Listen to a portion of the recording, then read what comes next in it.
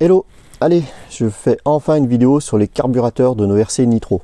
Alors les carburateurs, c'est un vaste sujet, c'est un point qui peut paraître compliqué, mais bon là je vais vous dégrossir tout ça, je vais vous expliquer au mieux. Ça permettra après d'aborder un autre sujet dans une future vidéo, ce sera vraiment le réglage d'une thermique en situation.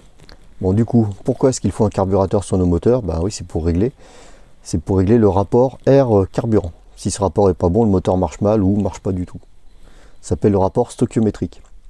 Alors, bon, du coup, stoichiométrique, 5 syllabes, c'est bon, j'ai calé mon mot de 5 syllabes pour cette vidéo. Ça, c'est fait. Alors, ces carburateurs, ces fameux carburateurs, il en existe deux grands types. Il y a les carburateurs à tiroir et les carburateurs rotatifs. Là, je vais déjà commencer par vous montrer un carburateur rotatif. Donc ça, c'est typiquement un carburateur rotatif. Donc voilà, quand on accélère, en fait, le boisseau tourne. Ah oui, ils ne se sont pas cassés la tête hein, pour les noms. Hein. Rotatif, voilà, ça tourne, et à tiroir parce qu'on tire. Voilà. Faut pas aller chercher plus loin. Donc les carburateurs rotatifs, c'est vraiment typique des moteurs loisirs. Donc là, c'est sur un Kyosho, sur un GX12. Donc ça, c'était le type de moteur monté sur les Purten Alpha, les Mantis, voilà, toutes les petites voitures loisirs qui marchaient bien. Sur ce carburateur, ce qu'on retrouve, c'est une vis de richesse, ou vis principale, ou pointeau, voilà, elle a plein de noms différents. Et la vis de ralenti. Ça, ce sont les réglages communs à tous les carburateurs. Et oui, on peut régler un moteur correctement juste avec ces deux vis. Donc en gros, cette vis, voilà, donc la vis de richesse, pointeau principal, n'importe, ça s'appelle comme ça parce que voilà, comme son nom l'indique, ça sert à régler la richesse du moteur. Alors quand on dit richesse, c'est pas plus le moteur est riche et mieux il marche. Au contraire, plus un moteur est riche et moins il prend de tours. Et plus un moteur est pauvre, plus il prend de tours jusqu'à la casse. Du coup, il vaut mieux un moteur trop gras que trop pauvre. Le mieux étant d'avoir un moteur bien réglé. Alors pourquoi est-ce qu'un moteur trop pauvre risque la casse? Eh ben en fait c'est pas sorcier. Hein. On tourne avec du mélange. Alors mélange, c'est pas parce qu'il y a du nitrométhane et du méthanol. Mélange, c'est parce qu'il y a de l'huile dans le carburant. La lubrification du moteur est amenée par le carburant. Donc si on règle le moteur pauvre, oui du coup il a un peu plus d'oniaque jusqu'à ce que ça coupe en fait. Donc quand ça coupe, c'est parce qu'il n'y a plus assez de carburant pour la réaction d'explosion. Mais le problème c'est quand il y a moins de carburant, eh ben il y a aussi moins d'huile. Donc moins de lubrification. C'est pour ça qu'il faut aussi utiliser du carburant de qualité, où le mélange est vraiment optimum entre l'huile et les autres composants. Donc voilà, ça c'est vraiment un point très important. Un moteur trop pauvre, c'est dangereux pour le moteur. Même si on a l'impression qu'il marche mieux. Il marchera mieux, mais moins longtemps. Alors, en même temps, pourquoi est-ce que sur ce type de carburateur, on n'a pas de vis de reprise? C'est au niveau de l'architecture même de ce type de carburateur où c'est compliqué de mettre une vis de reprise. Voilà, la vis de reprise, c'est une aiguille qui va se déplacer latéralement. Et vous comprenez bien que du coup, sur un carburateur qui tourne seulement, avoir une aiguille qui se déplace comme ça, c'est compliqué. Il y a quelques carburateurs rotatifs, malgré tout, avec une vis de reprise. Donc notamment sur les GX11 qui étaient montés sur les Speeder MK2. Mais bon, c'est pas ce qu'il y a de plus courant. Ça, c'est vraiment le type de carburateur qu'on trouve sur les moteurs d'avion. Du coup, en avion, et si on a les listes du coup ici, vous comprenez bien que c'est plus facile d'avoir un carburateur qui s'actionne dans ce sens-là qu'un carburateur qui s'actionne dans ce sens-là. La tringlerie que ça ferait dans le sens de la largeur de l'avion pour avoir un carbu qui fonctionne, ça ferait un truc un peu compliqué.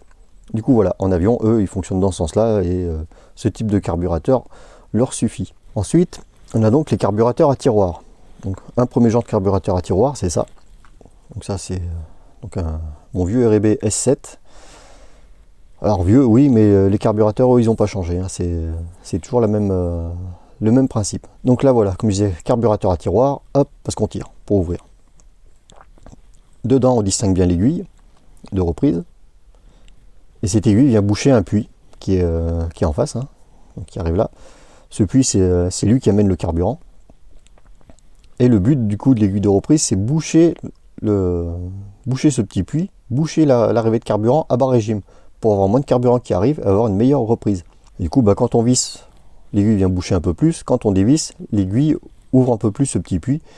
Et en bas, quand je dis en bas, du coup, c'est à bas régime, on a un peu plus de carburant qui arrive. Et là, bon, du coup, on retrouve notre richesse, ou notre pointe, vis principale, n'importe, et le ralenti. Voilà. Vous voyez, c'est vraiment pas très compliqué au final, les carburateurs. Après, là où ça se corse un peu, c'est avec ce type de carburateur. Donc, ce type de carburateur, c'est très proche de celui-ci. Hein. Donc, carburateur à tiroir. On a toujours notre vis principale, notre reprise, le ralenti qui est caché là, et là on a une vis en plus. Cette vis agit sur le puits, le petit puits qui amène le carburant. Alors, pourquoi est-ce qu'on peut déplacer ce puits? En gros, si on regarde sur ce moteur, voilà, on distingue le puits au fond qui arrive au milieu du carburateur. Ce type d'architecture, ça fait des moteurs souples qui consomment peu. Sur ce moteur là, le puits, hop, même si j'ouvre, on le distingue à peine, voire pas du tout. Il est vraiment au ras du corps. Ce petit puits, quand il est vraiment au ras, on a un moteur qui consomme plus, mais qui marche beaucoup mieux aussi. Bon après, quand je dis beaucoup mieux, il ne faut pas non plus s'attendre à un gros miracle en recoupant le puits et compagnie, hein. C'est un peu plus subtil que ça. Mais dans l'idée, c'est ça, c'est plus on a notre petit puits qui est au ras du corps, et plus le moteur aura de performance. Alors, en tout terrain, on en trouve de ce type de carbu, mais bon, c'est surtout en piste où on a ce réglage en plus. Alors, en tout terrain, on va pas aller chercher le dernier demi-quart de cheval possible. En piste, on est affamé de puissance, alors que bon, il n'y a pas forcément besoin de tout ça, mais bon. Donc voilà. Alors par contre, quand on déplace ce petit puits avec cette vis, il faut penser à régler la reprise en conséquence, hein, parce que du coup, le puits va venir coiffer un peu plus l'aiguille ou s'en éloigner. Ce qui aura pour effet d'appauvrir ou de rendre le moteur plus gras à bas régime. Voilà, donc ces deux vis marchent ensemble, quoi qu'il arrive. Reprise et contre-reprise. Bon, par contre, honnêtement, si vous avez cette vis là, laissez-la telle que d'origine. Commencez déjà par régler le moteur correctement avec la richesse, la reprise et le ralenti.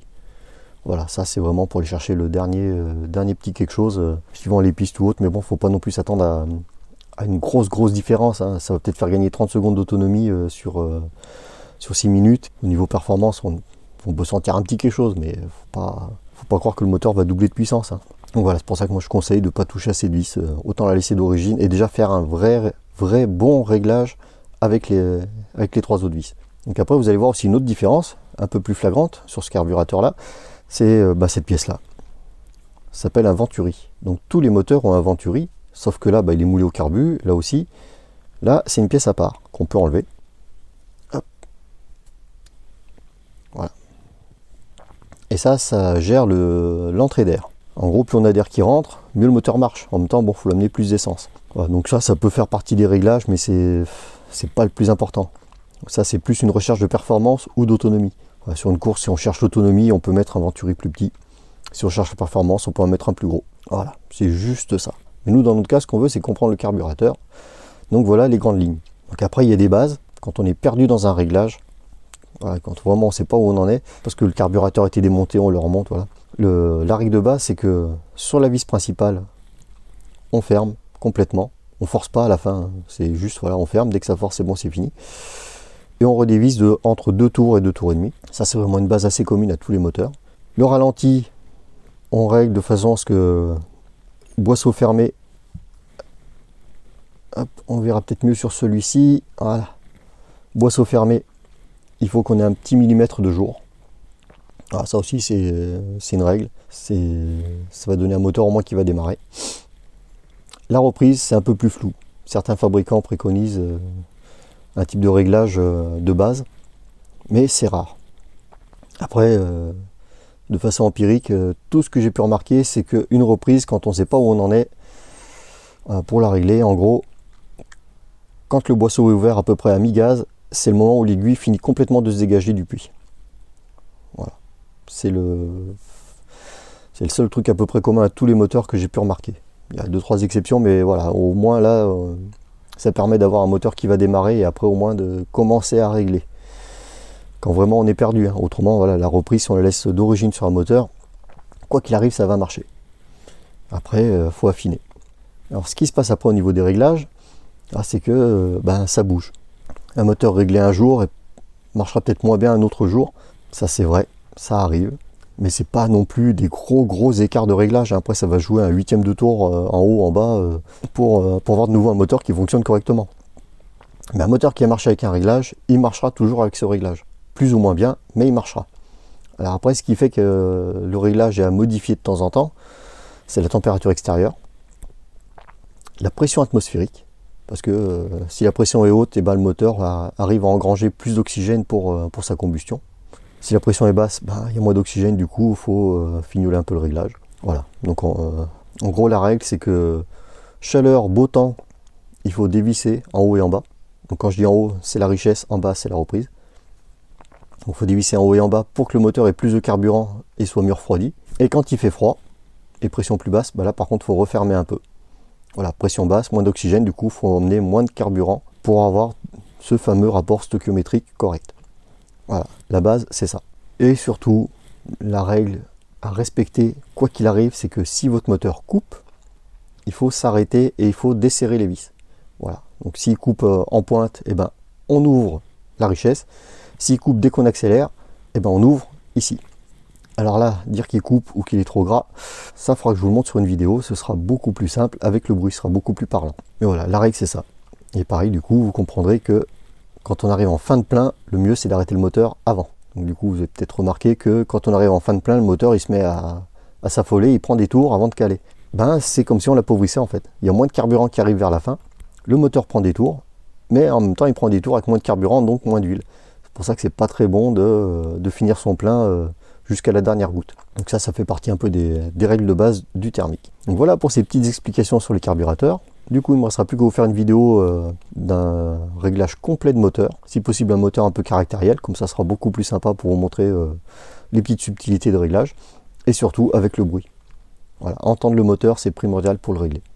Et vous verrez que si on respecte les étapes, on arrive à avoir un moteur qui fonctionne. Bon, à part si le moteur est rincé, que la bougie est morte, que le filtre à air est bouché, voilà. Mais si tous les prérequis sont remplis, on peut avoir un moteur qui fonctionne. Et ça, ben, faudra attendre la prochaine vidéo. Voilà. Bon, j'espère que ça vous aura plu, que vous aurez à peu près tout compris. S'il y a des questions, ben, c'est toujours pareil, hein, en commentaire, ou alors vous passez par page Facebook, KissCoolRC. Au moins, ça permet de poster des photos, voir où est le souci, voilà, d'échanger peut-être plus facilement des fois que par les commentaires YouTube. Mais quoi qu'il arrive, je vous répondrai pour vous aider. Voilà. Bon allez, à plus!